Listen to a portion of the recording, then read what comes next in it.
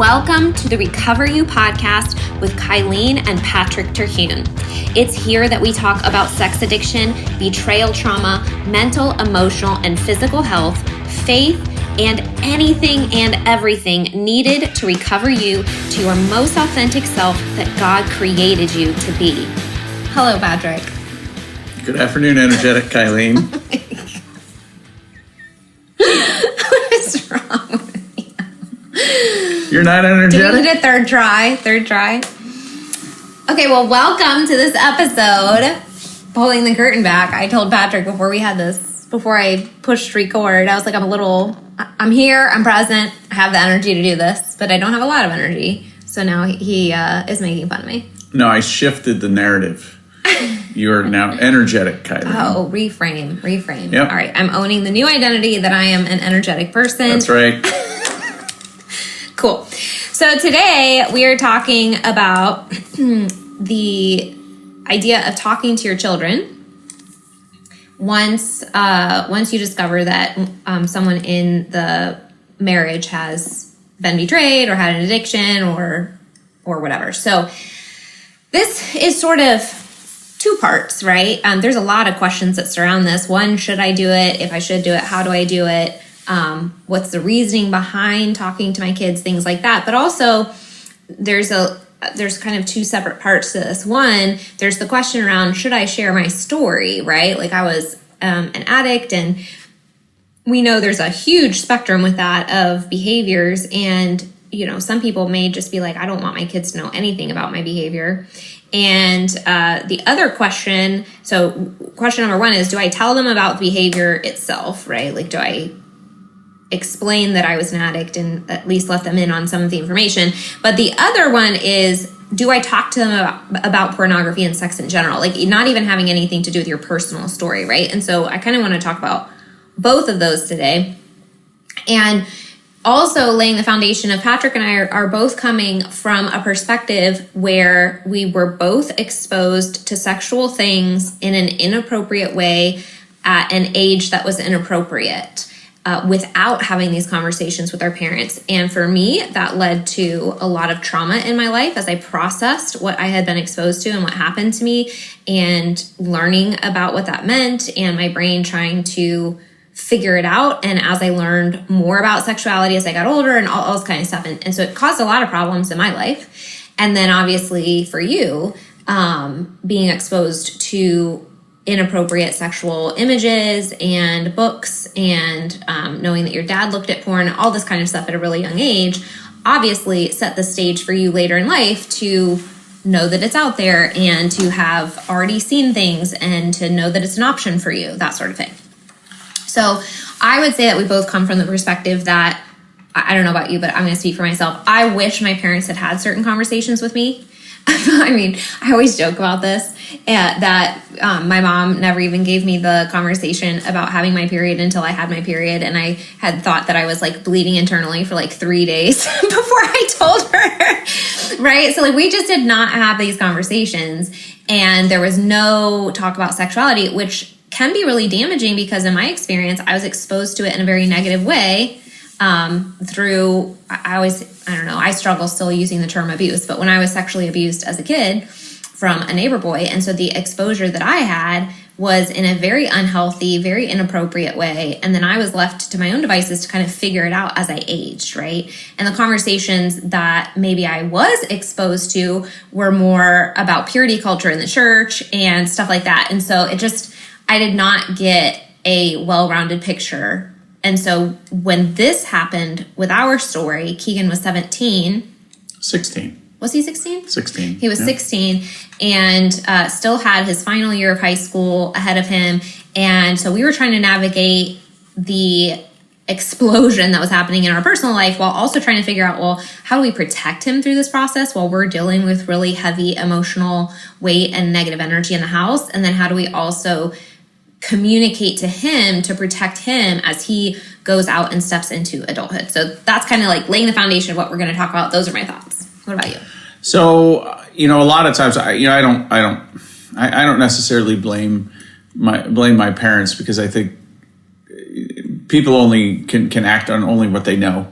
And so I think, while it would have been nice to get those that feedback from my parents as to what was harmful, what wasn't. I always kind of think about this, like my mom, I think, knew some of the things that were happening in the house. She wasn't a big fan of them, but didn't feel in her in the relationship that she could really exert her influence, and things like that. And they just are what they are. And I think both of them, if they knew, and this is where it comes, if they both knew that I was going to turn into a sex addict and almost ruin things, they would have done things differently. I think we know that as kids or as parents, right? For like, hey, if I knew this was coming, I would have done. Yeah, and I want to make sure, like, even sharing my own story, like, neither one of us blames our parents for anything. Right. We do. I mean, if you've listened to any of our episodes, we firmly believe in personal responsibility, and when you are an adult, that these are choices that you have the ability to make yourself.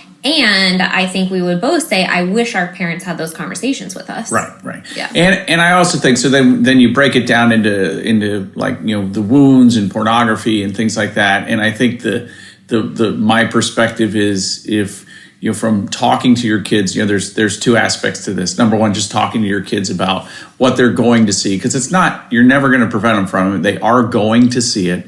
The pornographers have a mission to get people hooked as early as they can. So they're going to be doing that. So you have to prepare your kids for what's going to happen when they get exposed, right? It's not a matter it's definitely of... not an if, so it's definitely a when. It's just going to happen.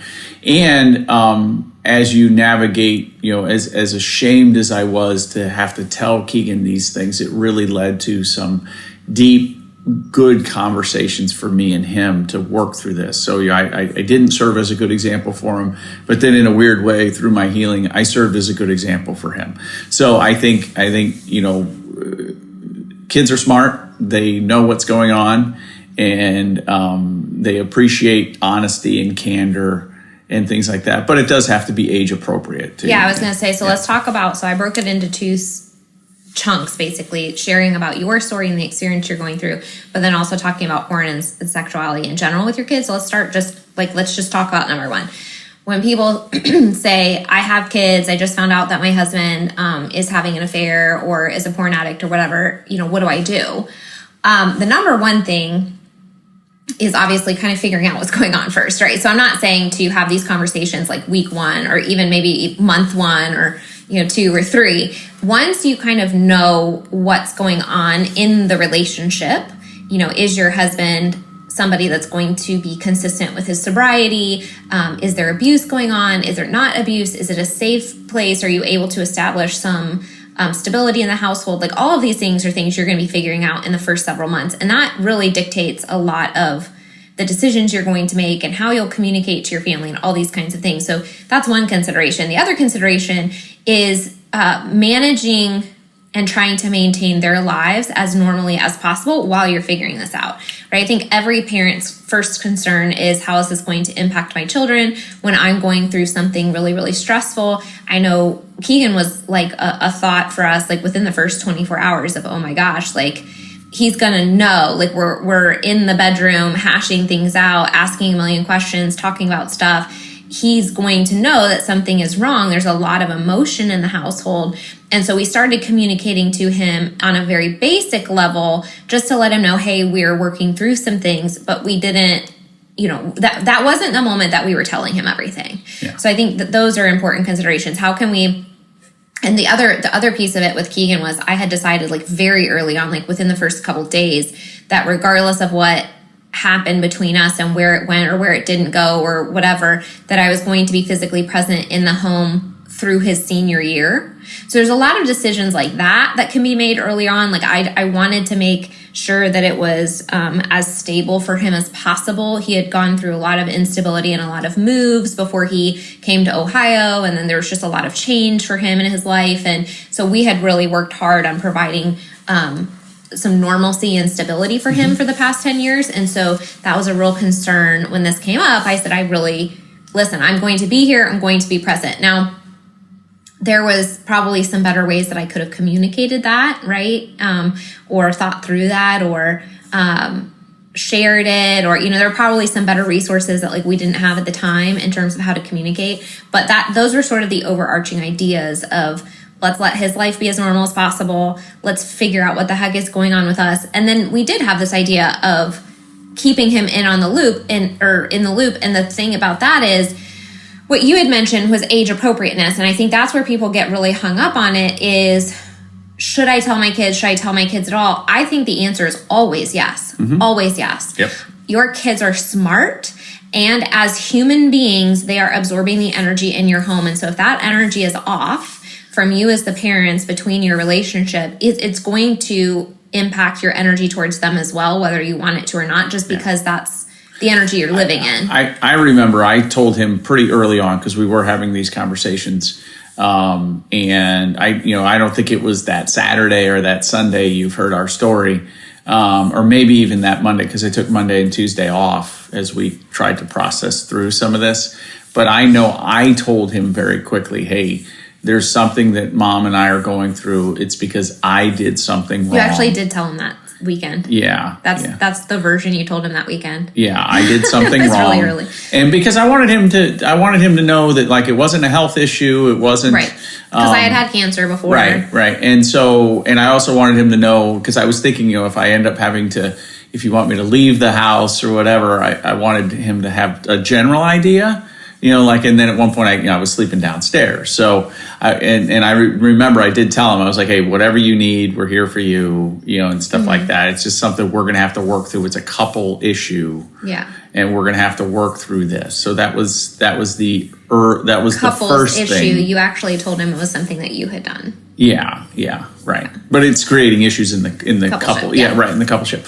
So I did tell him that right away. And then it was, I don't know, it was when I was downstairs, because I remember I pulled him aside and I was very much like, because I went over and I told your parents, I think that was like week 2 or something like that. I went over and told your parents because I felt like they should know. And that was in my limited, ability of telling the truth. But I actually felt the same with Keegan. So I actually told him, he and I had a conversation, and I told him a little bit more about what I had been doing. I think I mentioned cyber sex, and I think, I'd spent a lot of money and things like that, and shared a little bit more information with him as to what had happened.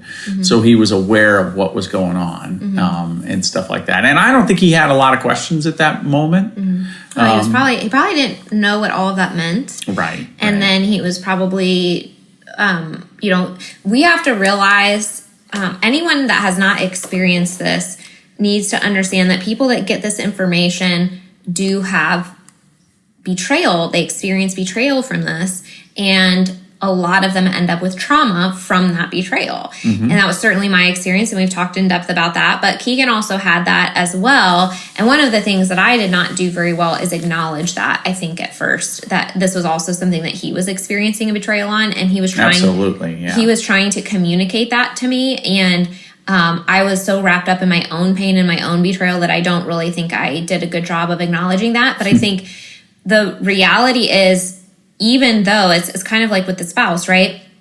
Yeah, it will absolutely betray and hurt your wife to find out that you are doing these things, and you really have no choice but to tell her. Like, you need that's not really negotiable. And people may disagree with this, but again, within age appropriate limits, and that's going to be based on your comfort level and your belief systems and all of those kinds of things. I really think it's the same for your kids. Like, they deserve to know at least the basics of what's happening. It is in their home. It is in their safety environment. Right. It's in their space. And this is where they are getting their knowledge for life from the people that they trust to lead them. And it's the same thing. If they find out for like 10 years that you've been lying to them, that and that's kind of what his betrayal was, right? Like the same as mine. You were presenting yourself a certain way, and then he found out it was different. I do remember him saying, but you used to get me in trouble you used to punish me for lying. And so, that was, that's the betrayal. It's like, here's the guy that executed on my punishments, and he wasn't able to actually do the things. He couldn't lead by example. Yeah. And so, those were very hurtful things. And I'm sure he was probably wondering, what's going to happen? what does this mean? It was very uncertain, like it is for anybody and stuff like that. But, that's where I tried to do the right thing by saying, hey, I want you to know that whatever happens, I'm going to be in the house and you're going to have a normal senior year. And I tried to communicate that as early as I could. And my intention was to give him support in that, right? Stability in that. I don't think he interpreted it that way necessarily right away. Well, he told me at one point, he said that, he goes, and I think he told me this after he went to West Point or just whatever, shortly before. He's like, at one point I was just like, I'm ready to go away to college and you two can figure yourselves out or something like that, and I get it because it's like, my idiot adult parents, and he lumps them together because that's what kids do. You lump your parents together and he was just like, I want to get away from this stress and the tension in the house and stuff like that. Yeah. Well, and that's what I'm saying. How do I say this? And I know that every situation is different and every family is different, but you cannot, no matter how well you think you're managing this situation, hide this from your kids. Oh yeah, your kids are incredibly, we're all energetic beings, and you can sense the energy, and people can't. I guess some people could put on a completely brave face and stuff like that, but I mean, whether they know it consciously or not, that's my point. Is subconsciously they are absorbing this information. Well, and there were so many church services. The fact that he did hear, there were a lot of church services we went to that I couldn't keep it together. I was crying and stuff like that, and you were sitting far apart from me. And so through that process, he was part of the healing. He would reach over and he'd put his arm around me, and he would do these different things because he knew the story, and he was able to kind of lean in and help out and be part of the family. Not that it was his responsibility. Yeah, it was not his, and we didn't expect that. But he was a mature kid who's been through a lot, and was able to understand hurt and things like that. Yeah. So again, I think the summary here is they're going to know something is up, whether they know the details or not, and my thought process is to get them in on it as early as you can with age-appropriate levels of information. So if they're really young, that's going to be very, very different. That might be mommy and daddy are arguing and having some disagreements right now, but we love you. It has nothing to do with you. We want to let you know that if you have any questions, please come to us. And you're creating a very safe environment for them to express whatever emotions they have about what they're feeling in the home. I think that's huge, because one of the best things that can be done between a parent-child relationship is that feeling of safety, in that if I'm feeling something, if I have a question, if I don't know what's going on, I can come to you and I can ask a question, even if I think it's weird or uncomfortable. And that kind of brings us right into the second point about talking to them about porn and sex in general, because that is creating that environment of, hey, I saw this at school, I feel a little uncomfortable about it. That you're creating this environment where they feel safe enough to come to you because you have told them that they can. But beyond that, what I'm going to recommend is 2 specific books. But first, let's just talk about why it's important to talk about porn. Patrick mentioned this a second ago. Your children, it is not a matter of if, it is a matter of when they're going to be exposed. Now, this is not always the case. So if you're going, well, I wasn't exposed to it until I was in my 20s. Yes, technology has advanced. If your kids have a tablet, if they watch YouTube videos, if they have any version of technology handed to them, even if it is innocent technology, it is able to be on that piece of technology, and it is really insidious. And let's take technology completely out of it. Keegan was 10 years old, and some kid showed him a picture at a bus stop. That's right, yeah. So if your kids engage in the world, if they have friends outside of the home, if they engage in any sort of sports or group activities, if they exist in this world today, they will be exposed in some way. Right, yeah, and I've heard this before. So you have, sometimes buses will come. So buses pick up elementary, then they pick up junior high, then they pick up high school, right? So think about it this way. You have a 5th grader on a bus with a 1st grader. 5th grader walks down to the 1st grader, because it's always that kid, right? And so 5th grader walks down to the 1st grader and shows him something. Yeah. And so those are the types of things that are happening. And I mean, you can't really control, you don't know what their home environment is, right? So you can only control your home environment and what your kids are exposed to in your home. But for my example, just specifically, the neighbor boy that, whatever you want to call it, molested me, whatever. He had a really, I have always thought that he was probably exposed to those types of behaviors and sexuality in his home environment because of what I knew about that home and their life. And so you just don't know. People have different environments and different homes, and your kids will get exposed. The age, unfortunately, is getting younger and younger and younger and younger. It's just horrible. So equipping them at a young age is going to be really important, and again, age appropriate. So there are 2 books that I recommend really highly. Could I say one other thing too? I have heard of stories where kids have been exposed on school devices. Oh yeah. So, sometimes people go, well, that's a school device, they'll lock it down. You should not think that that's going to be the problem, the actual case. You have to take it as like, I have a good friend of mine who I work with who was actually a Green Beret, and he says you got to treat everything like an insurgency at times, you know what I mean? So think about it. It is an insurgency. And if you think about the mission of the pornography industry, the sooner they can get people addicted, then they have lifelong customers. Oh yeah, they have absolutely no morals. Yeah. Like they don't have an age limit. Like they just want to get it out there. Right. They're not worried about doing anything that is against a moral code. So they're just going to do it. So you have to approach it that way. And so, sometimes people will buy their kids a smart TV and then they won't think about it. And then they find out their kids, their young kids have been accessing pornography on the smart TV that's in their room. So you just have to think this stuff through, and it stinks that you have to, but you just have to. Oh yeah. Anything that has technology, anything that has apps, anything, at all, you have to kind of think parental controls and blocks. But beyond that, you have to have the conversation. Right. And so that's where these books come in. The first book I really highly recommend is called Good Pictures, Bad Pictures, Porn-Proofing Today's Young Kids. And there's actually 2 age ranges for it. So there's a junior version and there's a 7 to 11 version, so that you can actually, they change the wording in the books so that you can actually have these age appropriate conversations. And I just think the title is so good, right? Good pictures, bad pictures. There's good pictures out there and there's bad pictures out there. And the book basically just talks to children about, like, what do you do if you see a picture that makes you uncomfortable, right? Like Keegan saw that picture at the bus stop, and it was just the weirdest timing because I had been in some sort of women's group at church where they were talking about having these conversations with your kid. And I was like, oh, I need to talk to Keegan. And I said something. It was literally like the next day that he came and told me that happened at the bus stop. So if you give them the tools at a young age, they will use them because they want, if they don't feel good, they want to feel safe coming to you and asking questions.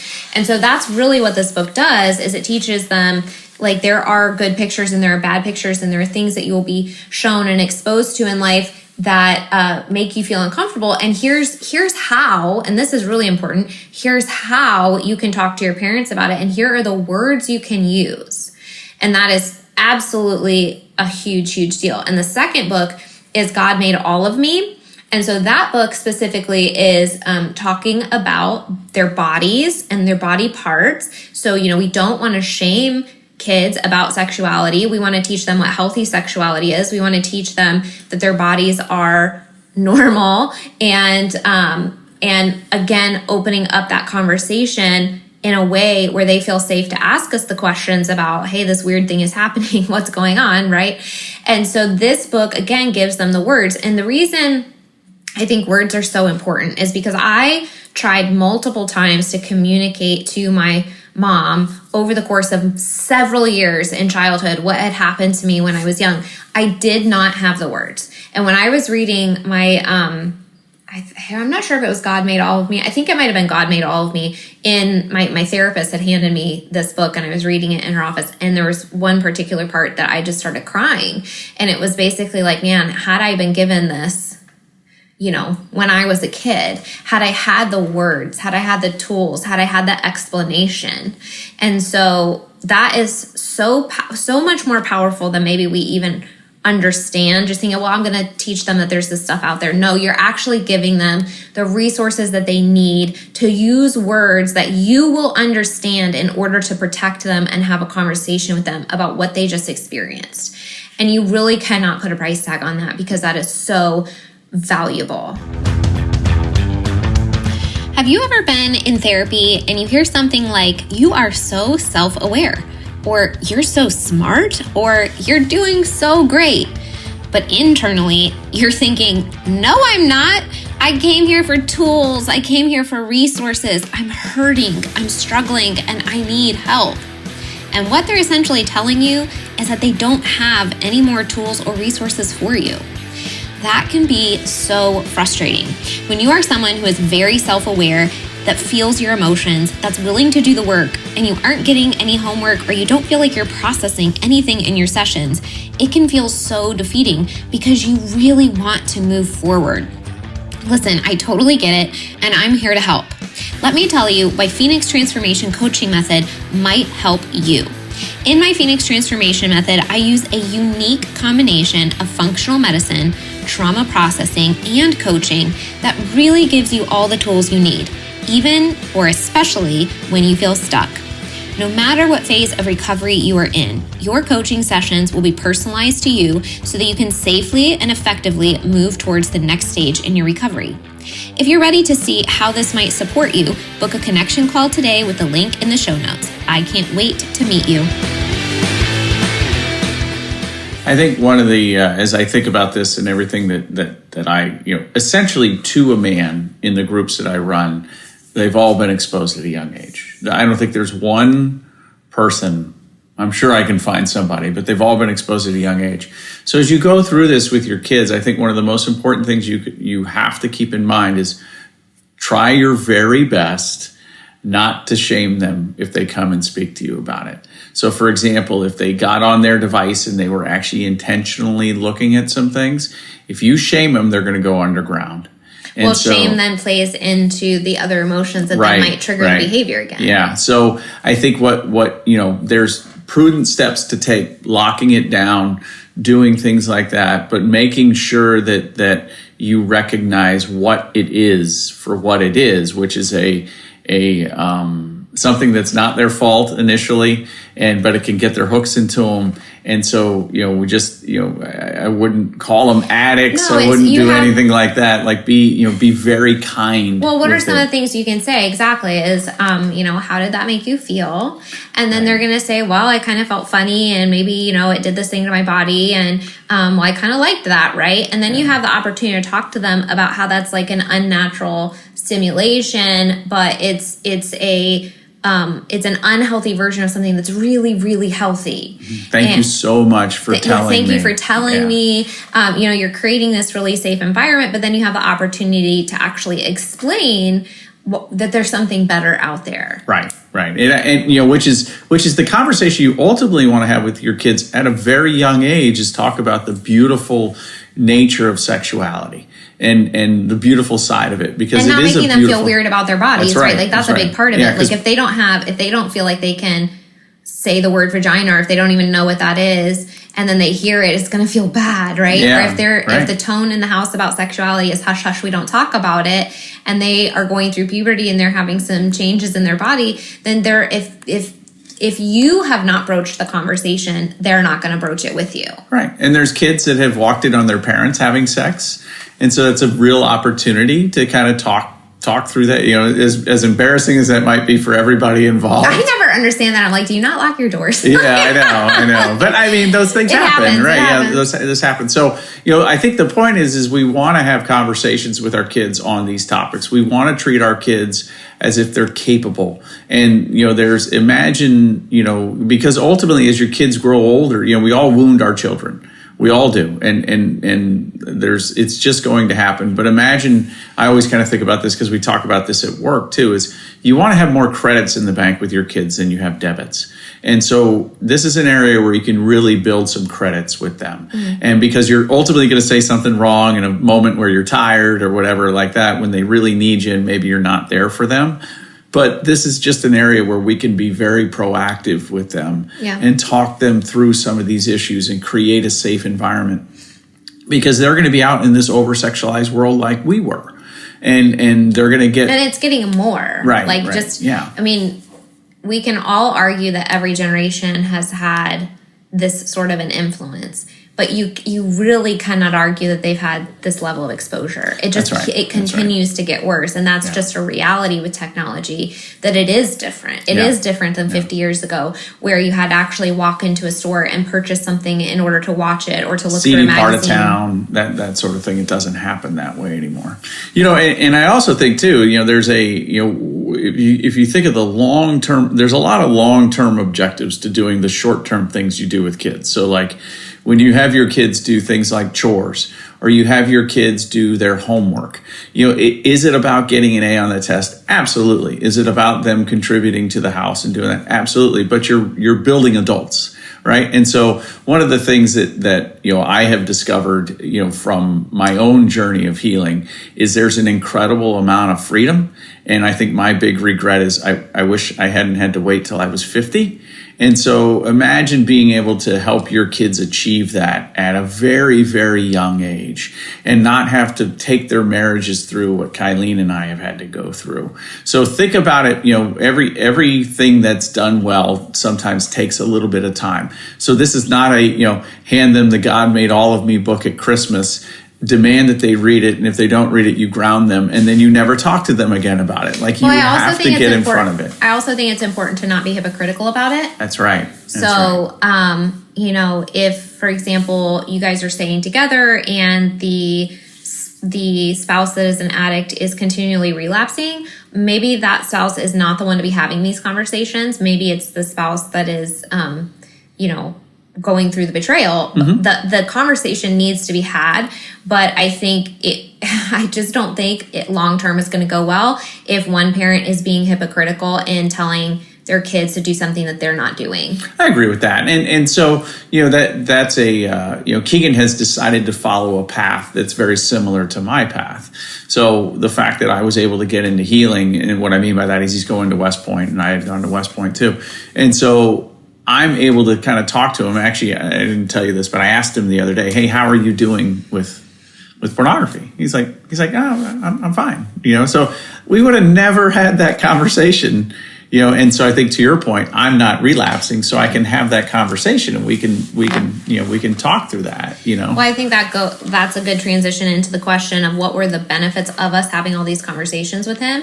So one of them was that he saw the problem immediately, chose voluntarily to be proactive. We didn't force anything on him other than, hey, we think you should get some therapy because we're in therapy and this is traumatic. But actually, before you move off of that, it is very traumatic. And so I think anytime, because I remember one of my traumas was my parents' relationship, and that showed up in my limbic lies and things like that, and the vows that I told myself. And so I think watching your parents go through a hard thing that could lead to a change in life circumstance for you is absolutely something that you need to invest in therapy for your kid for. So because that's not, if it's what's going on between you guys, like, yes, make a safe space for them to ask questions, and we did, but they can't really process all of that with you because it is you. Well, and as much as he loves me and he's open and honest with me, I was the guy that betrayed you and betrayed him. So there's going to be some things that maybe I can't handle. Maybe not that he won't tell me,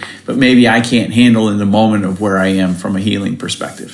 So we didn't force him to do anything, but having these conversations, he saw the problem, and he was basically like, I want to be really proactive about this because I don't want this to be my story. And one of the things that I said to him was like, you have all the tools and resources now to not go down this path because, your dad did not have all of this information when he was going into college. Like, it could have been a totally different story for him, but now you are totally empowered and have all the knowledge and the resources and the tools, and you can change your story. But, you can write it however you want, right? Like, I remember one of the so he, just to kind of wrap that point up of him volunteering, he chose to put blockers on his phone. He asked for these things. We did not force him to do them. And so he took proactive action himself so that as he moved out into the world, he had some extra layers of protection voluntarily to just keep him safe. Because, he is on technology a lot. He's on YouTube all the time and all this kind of stuff. So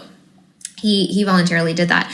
But one of the things that we did that, because we did not do everything perfectly, we really made some missteps in this. And I mentioned earlier, I was trying to do the right thing when I was communicating to him very early on that I was going to be in the house, but that it wasn't necessarily received the way I wanted it to be received. And so we had there were some bumps in the road in the first few months, but then Patrick also was going through the Conquer series, the support group information with Keegan, and Keegan was happy to do that. He was totally on board. He wanted to learn the information and get the tools and resources.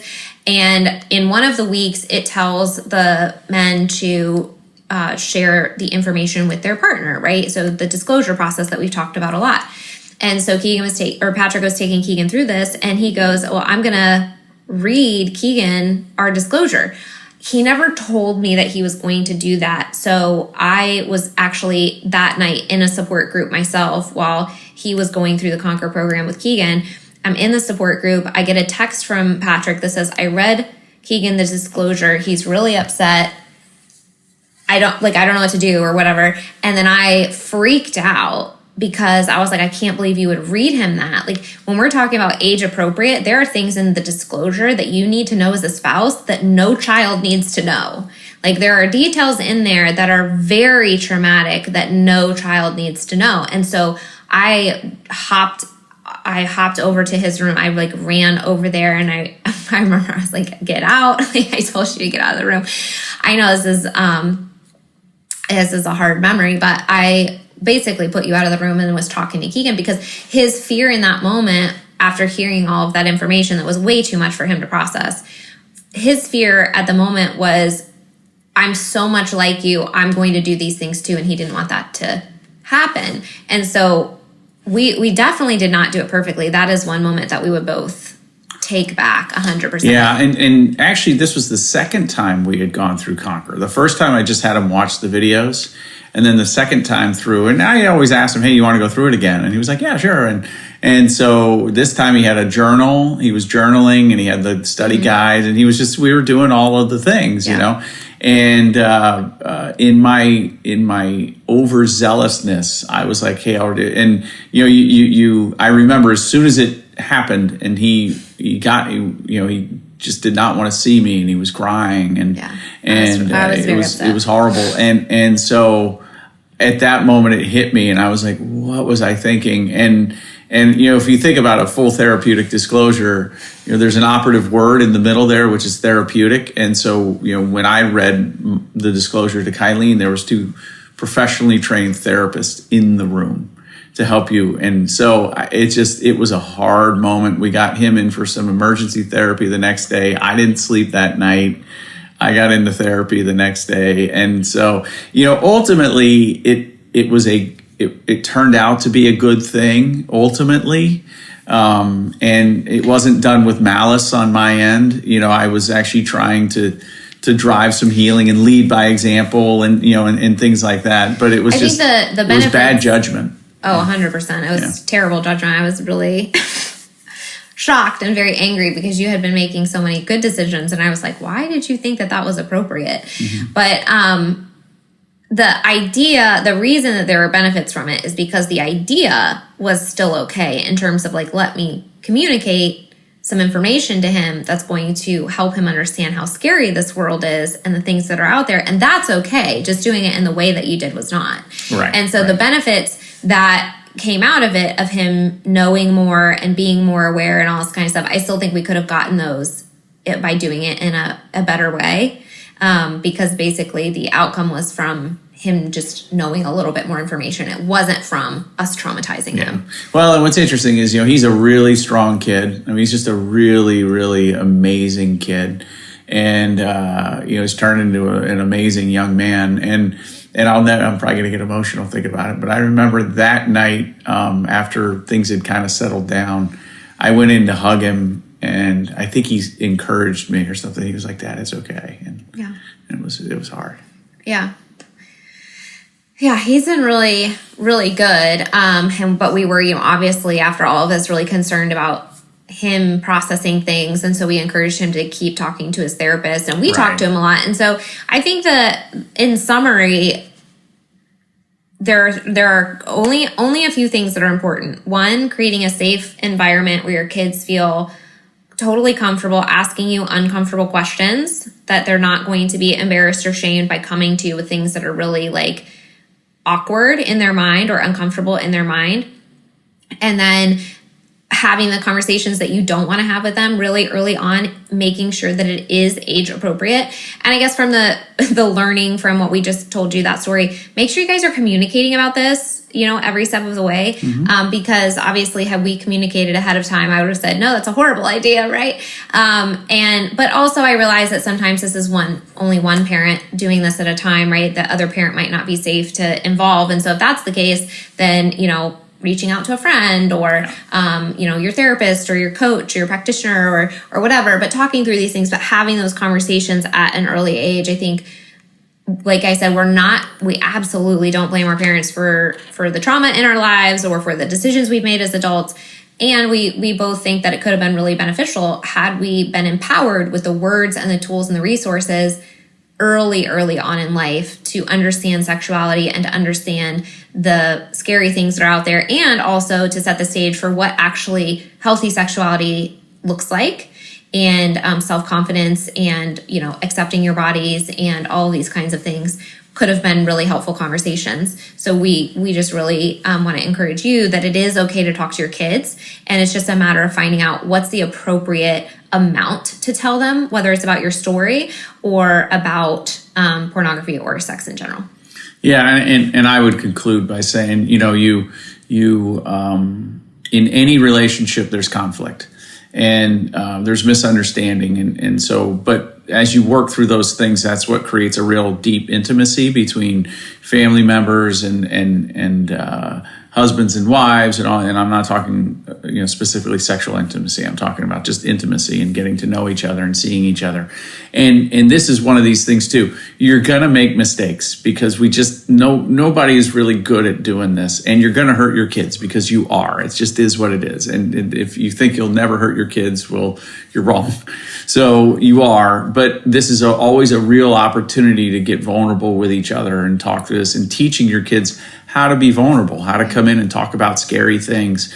I mean, that's a really, I can just recount our own situation. I think the level of conversation, and Keegan and I have always been close his entire life, but the level of deep conversation that happened after this, as we went through this really, really hard period, I think, helped grow me, it helped grow him. It brought you into healing in a different way and that sort of thing. So don't be afraid to have those conversations.